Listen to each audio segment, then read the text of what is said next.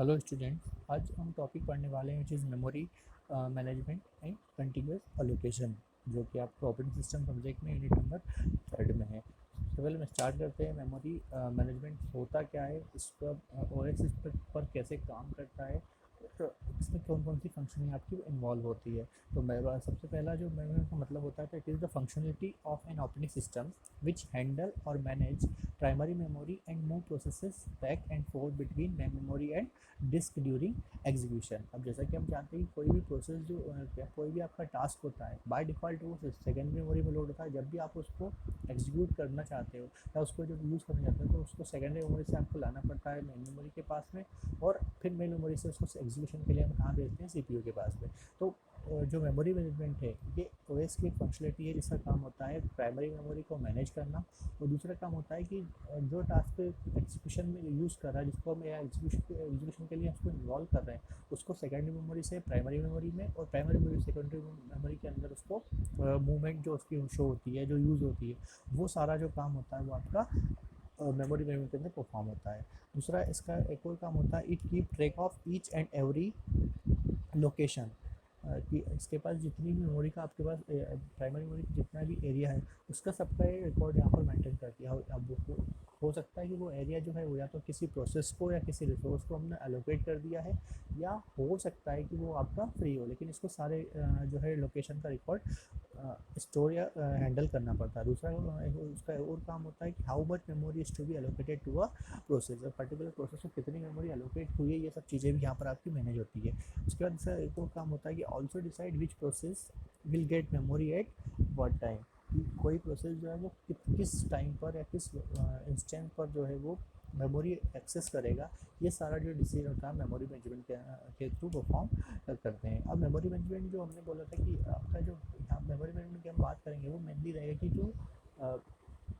To handle और manage primary memory. तो आप प्राइमरी मेमोरी का डेटा आपको जब भी एग्जीक्यूट करोगे तो आप सीपीयू के पास उसको भेजते हो, या थोड़ा सा सोच लेते हैं कि सीपीयू जो एक रिक्वेस्ट जनरेट करेगा जिस पर कि मेन मेमोरी के थ्रू आप उसकी रिक्वेस्ट को हैंडल कर सकेंगे। तो यहाँ पर आपकी दो अलग अलग थीम यूज़ होती है, एक तो सीपीयू की थीम होती है सीपीयू में, और दूसरी होती है जो आपकी मेन मेमोरी की थीम होती है, जिस पर आपको एक्चुअली डेटा आपको अवेलेबल होता है। तो सीपीयू भी, अब इन दोनों की जो एड्रेसिंग मैपिंग होती है, एड्रेसिंग स्कीम होती है, वो दोनों की अलग अलग होती है। तो उसी हिसाब से हमें दो टाइप के एड्रेस आपके एग्जिस्ट करते हैं। First one is logical address and second one is physical address. तो लॉजिकल एड्रेस क्या होता है, address generated by the CPU. जब भी प्रोसेस सीपीयू के पास कोई रिक्वेस्ट आई, तो इस केस में सीपीयू ने जो एड्रेस जनरेट किया उसको हैंडल करने के लिए, which is known as the logical address, या फिर उसको हम वर्चुअल एड्रेस भी बोलते हैं। और ऐसे ऑल पॉसिबल पर्टिकुलर एड्रेस की जो सेट होता है उसको हम बोलते हैं लॉजिकल एड्रेस स्पेस। दूसरा है आपका फिजिकल एड्रेस।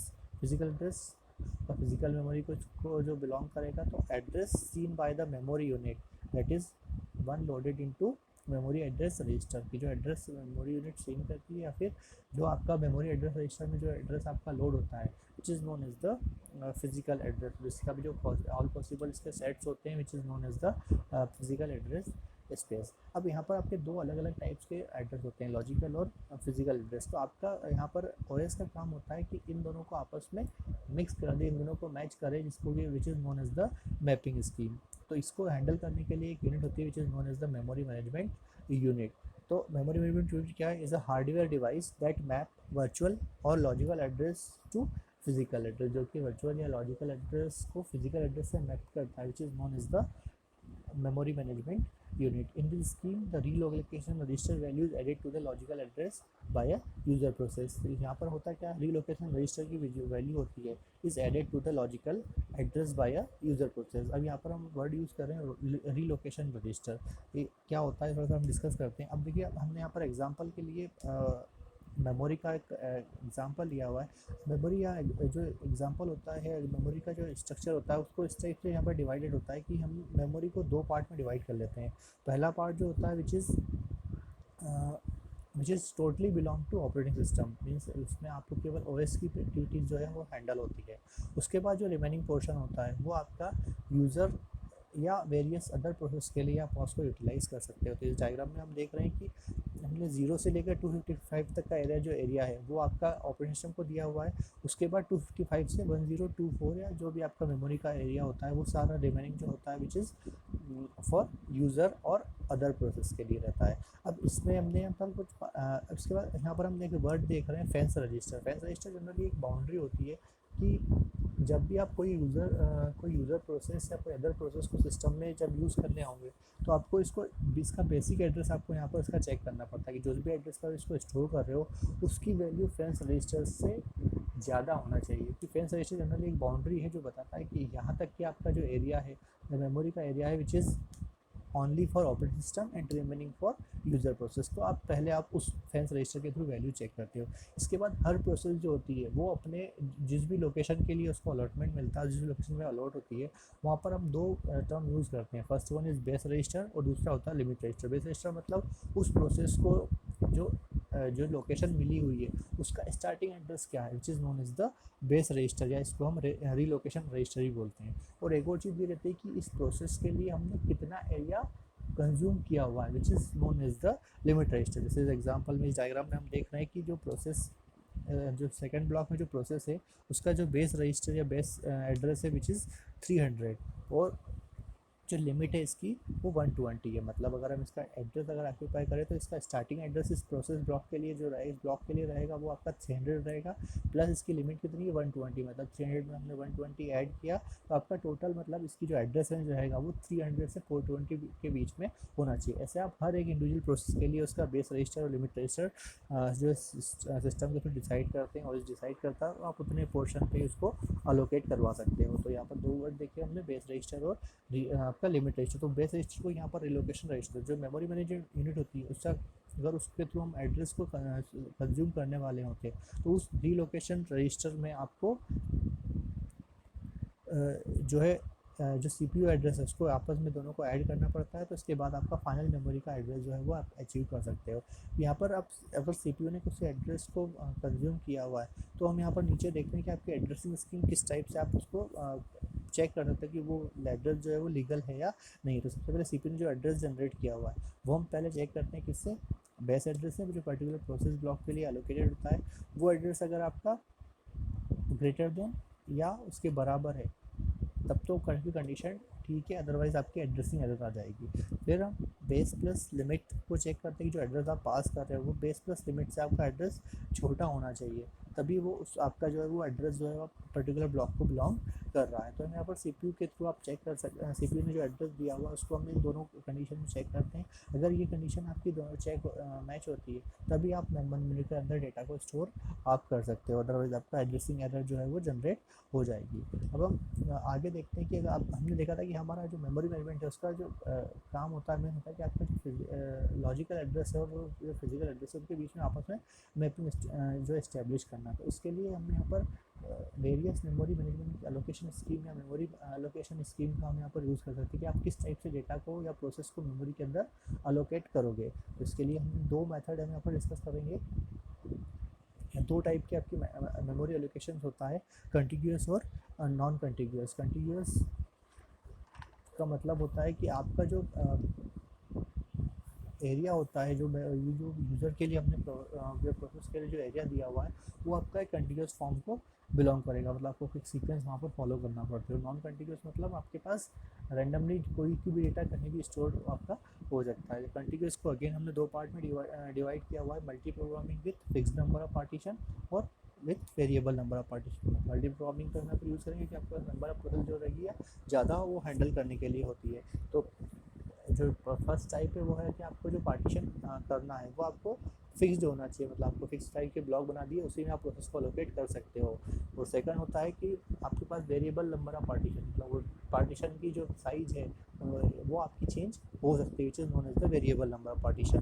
तो जो फिक्स पार्टीशन है उसको अगेन दो पार्ट में डिवाइड किया कि जो सप्लाई हो रही है प्रोसेस की वो आपकी सिंगल क्यू से हो सकती है या फिर मल्टीपल क्यू से हो सकती है। तो इस हिसाब से कंटिन्यूअस को हमने दो टाइप में डिवाइड किया, फिक्स्ड पार्टीशन और वेरिएबल पार्टीशन। फिर फिक्स्ड को अगेन दो टाइप में, सिंगल क्यू या मल्टीपल क्यू से। सिमिलर जो नॉन कंटिन्यूअस एलोकेशन है ये आपका थ्री टाइप में, थ्री तरीके से हम इसको परफॉर्म कर सकते हैं। First one is paging segmentation है, पेज्ड सेगमेंटेशन है। क्या होता है ये हम आगे भी डिस्कस करेंगे। अब हमने जितने भी जितनी भी हम एलोकेशन अभी स्टडी करने वाले हैं, यहाँ पर हम कुछ क्राइटेरिया पे बात करेंगे। ये क्राइटेरिया आपके इस स्टैंडर्ड्स को या इस कंडीशन यहाँ पर आपकी बन सकते हैं। तो उसमें जो दो क्राइटेरिया जो होते हैं वो होते हैं इनका फ्रेगमेंटेशन। फ्रेगमेंटेशन का मतलब होता है कि आप उस ब्लॉक को या उस स्पेस को कितना फ्रेगमेंट कर पा रहे हो, उसमें से मतलब कितना परसेंट मेमोरी को आप यूटिलाइज या मेमोरी को आप यूज़ नहीं कर पा रहे हो। तो यहाँ पर दो टाइप की फ्रेगमेंटेशन हम डिस्कस करेंगे, इंटरनल और एक्सटर्नल। इंटरनल मतलब अलोकेटेड मेमोरी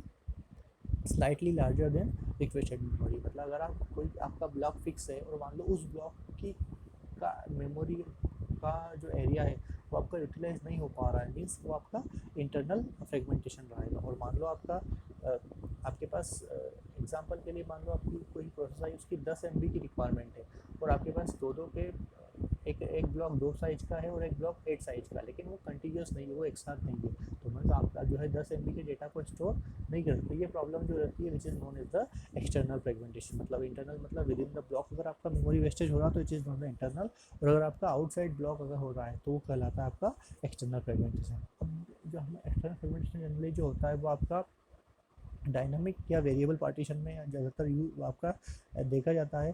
और इसको सॉल्व करने का एक तरीका होता है कॉम्पैक्शन। कॉम्पैक्शन का सिंपल सा मतलब है कि हम ऐसे सारे ब्लॉक फाइंड कर लें जो आपके जो मेमोरी जिससे मेमोरी वेस्टेज हो रहा है, और उनको सारों को एक साथ आप तो जो है कंबाइन कर सकते हो। तो which is known as the compaction, जो कि आपके एक्सटर्नल फ्रेगमेंटेशन का एक सॉल्यूशन भी होता है। अब हम पहले स्टार्ट करते हैं first method which is continuous memory allocation. तो कंटिन्यूअस एलोकेशन में जैसे कि हमने देखा था कि आपका डायग्राम में हम देख रहे हैं कि आपका जो ओएस का एरिया तो फिक्स है ही, इसके बाद जो रिमेनिंग एरिया होता है वो आपका एक सीक्वेंस को फॉलो करता है कि सीक्वेंशियल जो आपके पास एलोकेशन आप जो है एलोकेट मेमोरी को प्रोसेस को एलोकेट कर सकते हो। तो इसको भी हमने दो टाइप देखे थे, फिक्स पार्टीशन और वेरिएबल पार्टीशन। फिक्स पार्टीशन के अंदर पहला जो हम काम कर रहे हैं तो वो है आपका कि आपकी जो प्रोसेस सप्लाई हो रही है वो मान लो सिंगल क्यू से सप्लाई होती है। तो इस केस में हमने जो एग्जांपल लिया वो थोड़ा देखते हैं कि एग्जांपल में हमने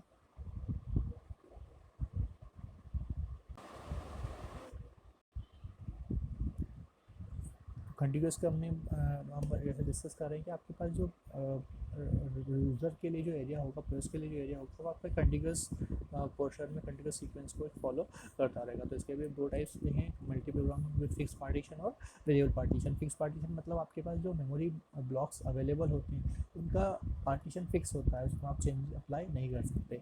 उसमें भी हमने दो कैटेगरी है आपकी कि जो आप प्रोसेस अप्लाई कर रहे हो वो किस तरीके से कर रहे हो। एक तरीका होता है सिंगल क्यू का कि आप सारी जितने भी ब्लॉक्स आपके पास अवेलेबल है वो केवल सिंगल क्यू से वहाँ पर आप ब्लॉक सप्लाई होंगे, प्रोसेस सप्लाई होगी। और दूसरा तरीका होता है कि आप हर एक ब्लॉक के लिए अलग अलग क्यू को मेंटेन कर सकते हो। तो पहले हम देखते हैं सिंगल क्यू के लिए। एग्जांपल के लिए हम देख रहे हैं कि आपके पास मान लो जो क्यू है उसमें प्रोसेस P2, P0, P1 और P3 ऐसे 4 प्रोसेस है, और इनकी रिक्वायरमेंट जो है वो 10, 9, 6 और 3 इस टाइप से। अब यहाँ पर जो आपको मेमोरी ब्लॉक का पार्टीशन दिया हुआ है वो इस टाइप से दिया हुआ है।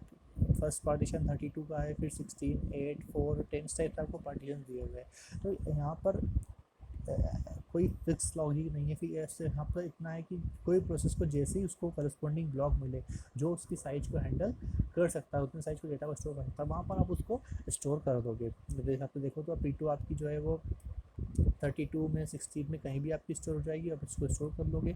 9 का साइज जो है वो 10, 16, 32 में स्टोर हो जाएगी। फिर P1 6 है, P3 है, इस टाइप से हम यहाँ पर इसको अलोकेट करा सकते हैं। अब यहाँ पर जो तीन कंडीशन हमने वही बात की थी कि हमको तीन पैरामीटर पे बात करनी कि किस मेथड से किसको क्या क्या प्रॉब्लम होती है। यहाँ पर आपका एक्सटर्नल फ्रेगमेंटेशन की प्रॉब्लम थोड़ी सी कम हो जाएगी। उसका रीज़न ये है कि आपके लगभग सारे ब्लॉक हम यहाँ पर यूटिलाइज कर सकते हैं, क्योंकि प्रोसेस आएगी उसको जो है अवेलेबल ब्लॉक में से सर्च करना पड़ेगा, तो आपकी एक्सटर्नल प्रॉब्लम जो है वो कम हो जाएगी, लेकिन इंटरनल की बढ़ जाएगी। इस एग्जांपल के लिए मान लो हम देखें कि आपके पास जो फर्स्ट 32 MB का ब्लॉक है और आपके पास जो प्रोसेस आई है वो मान लो 10 MB की है, तो आपने उसको अगर स्टोर कर लिया तो आपका 22 MB का जो है वो यहाँ पर इंटरनल फ्रेगमेंटेशन बढ़ जाएगा। मतलब आपकी जो इंटरनल फ्रेगमेंटेशन प्रॉब्लम है वो काफ़ी ज़्यादा यहाँ पर होती है। CPU यूटिलाइजेशन आपका यहाँ पर इंक्रीज़ हो जाता है कि आपके पास जो है सिंगल क्यू से जो आप सप्लाई करनी है तो लगभग सारी प्रोसेस जो है उसको आप इनकी जो है उसको मेमोरी एलोकेट आप करवा सकोगे। तो इस वजह से आपका जो यूटिलाइजेशन है वो बढ़ जाएगा। अब जो सेकंड मेथड है वो आपकी होती है कि आप जो जॉब सप्लाई हो रही है वो आपकी मल्टीपल क्यू के थ्रू हो रही है। तो यहाँ पर एग्जांपल में देखेंगे हम कि आपके पास पार्टीशन आपने लिए हुए हैं 32, 16, 8 और 4 साइज के लिए हुए, और हर एक पार्टीशन के सामने आपकी क्यू अवेलेबल है। एग्जाम्पल में आपको दिख रहा है। अब क्यू में देखो, जो फर्स्ट पार्टीशन है उसमें आपके पास एक भी प्रोसेस जो है वो हैंडल करने के लिए नहीं है, उसके पास उसमें कोई रिक्वेस्ट आपकी नहीं है। जो पार्टीशन नंबर 2 है उसमें P2 और P5 है, जिसकी रिक्वायरमेंट है 10 और 12 MB की। सेम पार्टीशन जो थर्ड पार्टीशन है उसमें आपकी जो क्यू है उसमें है आपके P1 और P4 जो कि 6 और 5 की रिक्वायरमेंट है। इसी टाइप से लास्ट पार्टीशन में P0, P3 और P6 की रिक्वायरमेंट है। तो फर्स्ट में तो आपके पास कोई प्रोसेस है ही नहीं आपकी क्यू में अभी तक, तो इसलिए जो 32 MB का ब्लॉक है वो आपका पूरा का पूरा खाली चला जाएगा। अब बात करते हैं सेकंड पार्टीशन की, तो सेकंड पार्टीशन से पहले जो क्यू प्रोसेस है विच इज़ P2 की जो रिक्वायरमेंट है आपकी 12 है, तो आपके 16 में से 12 कंज्यूम करेंगे, मतलब 4 MB का आपका यहाँ पर डेटा जो है वो स्पेस जो है वो रिमेनिंग बच जाएगी। उसके बाद नेक्स्ट ब्लॉक में आपकी P1 है, इसकी रिक्वायरमेंट 6 है, तो यहाँ भी आपको 8 अवेलेबल था, 8 में 6 आपने यहाँ पर अलोकेट करवा दी, तो आपका 2 MB का जो है यहाँ पर डेटा जो है स्पेस कम बच जाएगी। सेम लास्ट पार्टीशन में फर्स्ट प्रोसेस P0 थी, उसको हमने अलोकेट किया। अब ये प्रोसेस जब तक अपने आप को फिनिश नहीं कर लेगी तब तक आप जो है सेकंड को यहाँ पर एंट्री नहीं दे सकते। तो इस टाइप से हमने देखा कि प्रॉब्लम आपकी दोनों आ रही है। हो सकता है पूरा का पूरा ब्लॉक खाली हो जाए, तो मतलब एक्सटर्नल फ्रेगमेंटेशन भी रहेगा, और आपकी हर ब्लॉक में कैपेसिटी से कम का डेटा भी आपका, जैसे देख रहे हैं कि हम कैपेसिटी आपकी 16 की है और आप 12 MB कंज्यूम कर सकते हो, तो इसमें से आपका जो 4 MB का यहाँ पर लॉस हो जाएगा which is the internal fragmentation. और जो CPU यूटिलाइजेशन है यहाँ पर आपका डिक्रीज हो जाएगा। उसका रीज़न है कि प्रोसेस को एक तो वेट भी काफ़ी करना पड़ेगा तब वो फिनिश नहीं कर ले, और आपकी कई बार जैसे क्यू खाली होगी तो आप उस टाइम पे आपको जो CPU को जो है वेट करना पड़ता है, मतलब आपका जो यूटिलाइजेशन है यहाँ पर आपका कम हो जाएगा। तो पहला हमने देखा सिंगल क्यू में जो प्रोसेस अप्लाई हो रही है वो केवल एक क्यू से हो रही है, मतलब आपका जो है CPU काफ़ी टाइम बिजी रहेगा, और यहाँ पर आपका CPU जो है वो बिजी नहीं रहता कि कई बार आपकी क्यू जो है वो सप्लाई हो रही है आपकी खाली भी हो सकती है, जहाँ पर आपके पास प्रोसेस करने के लिए किसी पर्टिकुलर ब्लॉक में प्रोसेस नहीं हो। तो दो कंडीशन सिंगल क्यू और मल्टीपल क्यू की देखी हमने। अब हम आगे बढ़ते हैं विच इज़ नेक्स्ट है आपका कि अगर वेरिएबल पार्टीशन होते हैं तो उसमें कंडीशन बनती है। तो वेरिएबल पार्टीशन में हमने डिस्कस किया है कि वेरिएबल पार्टीशन का होता है कि आपके पास अलोकेशन तो आपका कंटिन्यूस रहेगा, लेकिन आपके ब्लॉक साइज फिक्स नहीं रहेंगे, मतलब आप जो है आपके ओएस का एरिया फिक्स रहेगा। जैसे एग्जांपल में हम देख रहे हैं कि 0 से 255 तक ओएस के लिए फिक्स है, बाकी रिमेनिंग आपके पास स्पेस बची हुई है, आप उसको कितने भी जिस टाइप से आपके पास प्रोसेस आती जा रही है उसको वहाँ पर स्टोर करते जाओ। तो एग्जांपल के लिए हम यहाँ पर देख रहे हैं कि आपके पास प्रोसेस आई है P0, P3, P2, P1 और P5। तो मान लो P0 की रिक्वायरमेंट कितनी है, 12 है, 12 अपने आप को कंज्यूम किया उसने। नेक्स्ट आई मान लो P2 4 कंज्यूम किया, फिर आई P1 विच कंज्यूम 20, फिर P3 6 और P5 ने 30। तो इस टाइप से हमने हर प्रोसेस को जो है वो ब्लॉक अलोकेट कर लिया।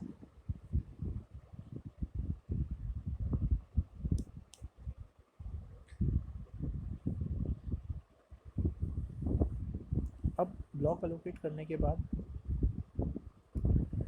यहाँ पर इतनी प्रोसेस तो हमने हैंडल कर लिया। अब आपके पास जो है टोटल मान लो प्रोसेस CPU मेमोरी के पास आपके पास 8 MB का जो है लोकेशन बचा हुआ है बस लास्ट में। अब एक प्रोसेस आई मान लिया आपके पास P4 जिसकी रिक्वायरमेंट थी 10 MB की, और उसी समय क्या हुआ कि प्रोसेस जो P0 थी वो अपने आप को, मतलब प्रोसेस P0 के पास जो है 8 MB का आपका साइज बचा हुआ है,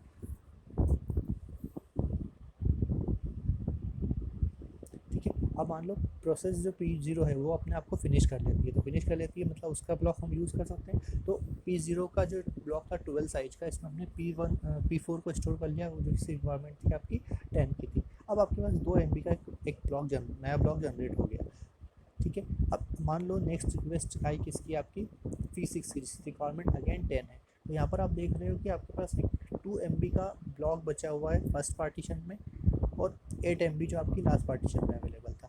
टोटल आपके पास 10 मेमोरी साइज अवेलेबल है, लेकिन वो आपका नॉन कंटिन्यूस है, मीन्स आप उसको यूटिलाइज नहीं करते। ये प्रॉब्लम आपकी कहलाती है आपकी एक्सटर्नल फ्रेगमेंटेशन की, जो आपकी वेरिएबल पार्टीशन में अगर आप अप्लाई करते हो तो ये कंडीशन बन सकती है, लेकिन प्रॉब्लम ऑफ आपका यहाँ पर एक्स्ट्रा फ्रेगमेंटेशन रहेगी।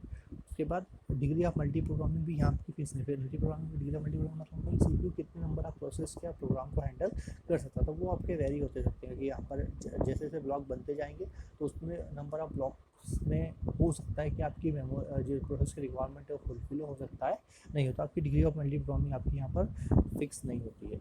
अब एक प्रॉब्लम यहाँ पर जनरेट होती है कि हमारे पास मान लो ब्लॉक तो बहुत सारे अवेलेबल है, मान लो ब्लॉक बनते जा रहे हैं, और अब हमें यहाँ पर ये डिसाइड करना होता है कि किस प्रोसेस को किस ब्लॉक में हम यहाँ पर स्टोर करें, किस ब्लॉक में उसको अलोकेट करें।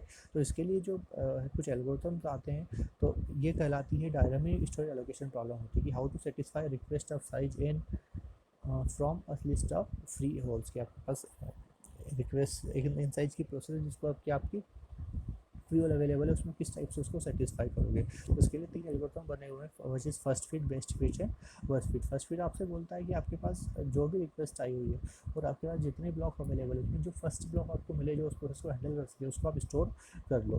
बेस्ट फिट आपसे बोलता है कि आपको उस ब्लॉक में उसको प्रोसेस को स्टोर करना है जहाँ पर स्टोर करने के बाद सबसे कम स्पेस जो है आपकी खाली बचना चाहिए। और वर्स्ट फिट होता है कि आपको किसी प्रोसेस को उस ब्लॉक में स्टोर कराना है जहाँ पर स्टोर एलोकेट कराने के बाद आपकी सबसे ज़्यादा स्पेस खाली बचे। तो हम इसको टाइम बाय टाइम हम देख रहे हैं इसको कि आप किसी एग्जांपल से किस टाइप से प्रोसेस को सेटिस्फाई करोगे। तो पहले जो है हमने फर्स्ट फिट पे काम करते हैं। फर्स्ट फिट में आपको जो प्रोसेस आई हुई है वो आई हुई है आपको 90K, 20K, 50K और 10K की इसी ऑर्डर में आपको प्रोसेस आई हुई है। और आपको जो मेमोरी दिया हुआ है, उसको पार्टीशन दिया हुआ है, उसमें 5 पार्टीशन आपको दिए हुए हैं मेमोरी के, 50, 100, 90, 200 और 50K के। ये आपके मेमोरी के फ्री स्पेस दिया हुआ है। अब अगर हम फर्स्ट फिट आपसे हम क्या बोलता है आपसे कि आप जो है स्टार्टिंग से सारे ब्लॉक सर्च करना स्टार्ट करोगे, जिस ब्लॉक में भी वो प्रोसेस की रिक्वेस्ट हैंडल हो जाएगी आप वहाँ पर उसको स्टोर कर दोगे।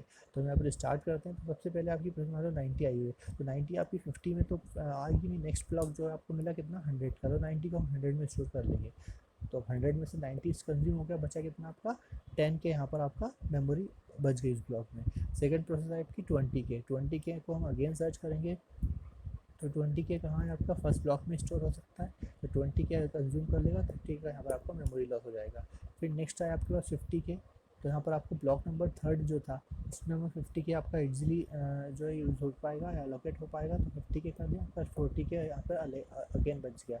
लास्ट प्रोसेस जो थी विच इज़ 10K था, तो 10K नेक्स्ट ब्लॉक आपको मिला 200K का, 200K में रखा तो हमने आपके पास 10K अलोकेट हुआ, वही 190K जो है वो आपका अनयूज्ड में चला गया। तो इस हिसाब से हमने फर्स्ट वीक में एक जो आप प्रोसेस की उसी ऑर्डर में जैसे आपको उस ब्लॉक कंडीशन का को फॉलो करते हैं, आपको जैसे वो ब्लॉक मिला है, साइज मिला, उसमें हमने प्रोसेस को स्टोर कर लिया। तो यहाँ पर आप देख रहे हैं कि अनयूज्ड मेमोरी कितनी बच रही है आपके पास। फर्स्ट ब्लॉक में 30, सेकंड ब्लॉक में 10, थर्ड ब्लॉक में 40, फोर्थ ब्लॉक में 190 और लास्ट ब्लॉक आपको पूरा का पूरा खाली मिल रहा है। तो आपकी अनयूज्ड मेमोरी इस टाइप से हम कैलकुलेट कर सकते हैं।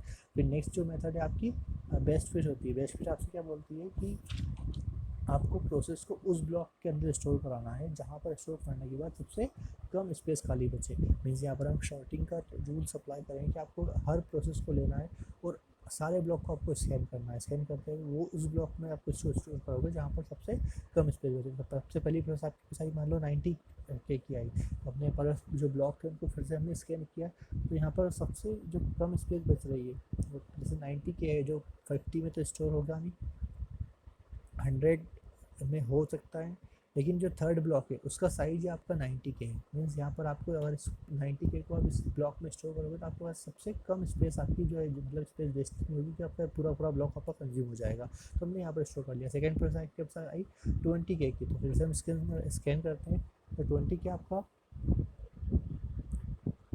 50K वाले ब्लॉक में आपका सबसे कम स्पेस रिटर्न करेगा। 50K के आपका 2 ब्लॉक है, दोनों में से हम कहीं भी इसको स्टोर रखते हैं। Next third process I which is 50K की, तो 50K को हम देख रहे हैं, तो सबसे जो कम स्पेस आपकी यहाँ पर अनयूज्ड बचेगी वो बचेगी आपकी सबसे लास्ट ब्लॉक में, जिसको जो है ब्लॉक साइज आपका 50 का ही है, तो प्रोसेस जो है वो 0 अनयूज्ड लोकेशन के साथ आपको रिटर्न कर देगा।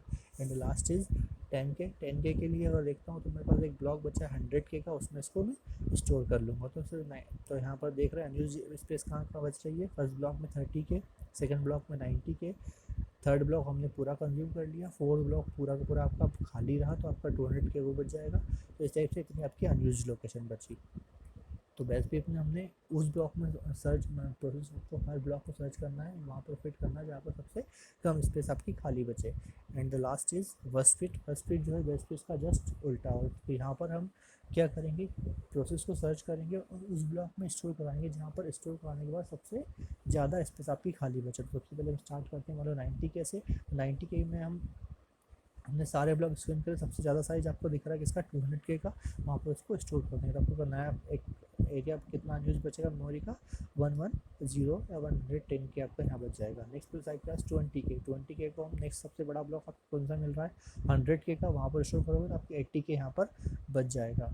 थर्ड है आपकी 50 के को हम 90 जो नेक्स्ट बड़ा ब्लॉक है विच इज़ 90 के, वहाँ पर शो करेंगे तो आपका 40 के वहाँ बच जाएगा। 10 के लास्ट है तो 10 के आपका 50 के का जो ब्लॉक था उसमें स्टोर कर देंगे, आपको यहाँ पर 40 के बच जाएगा। इस हिसाब से हम फर्स्ट स्विच में सिंपल सा मतलब है कि अगर हम वहाँ पर उस ब्लॉक में उस प्रोसेस को स्टोर करना जहाँ पर स्टोर कराने के बाद सबसे ज़्यादा स्पेस आपकी खाली बचे, या फिर हम हर प्रोसेस जो है सारे ब्लॉक को सर्च करती जाएगी, सबसे बड़ा ब्लॉक जो आपको मिल रहा है वहाँ पर उसको हम स्टोर कर देंगे। तो ये आपकी थर्ड कंडीशन थी आपकी वर्स्ट फिट वाली। इन तीनों के अपने ड्रॉबैक्स हैं, कुछ एडवांटेजेस हैं। यहाँ पर भी आपको प्रॉब्लम दोनों दिख रही है, सेगमेंटेशन की इंटरनल भी रहती है और एक्सटर्नल प्रॉब्लम दोनों कहीं ना कहीं आपको यहाँ पर भी रह सकती है। ओके स्टूडेंट्स, फिर अब नेक्स्ट टॉपिक में हम कंटिन्यू करेंगे which is paging and segmentation. Okay, thank you students.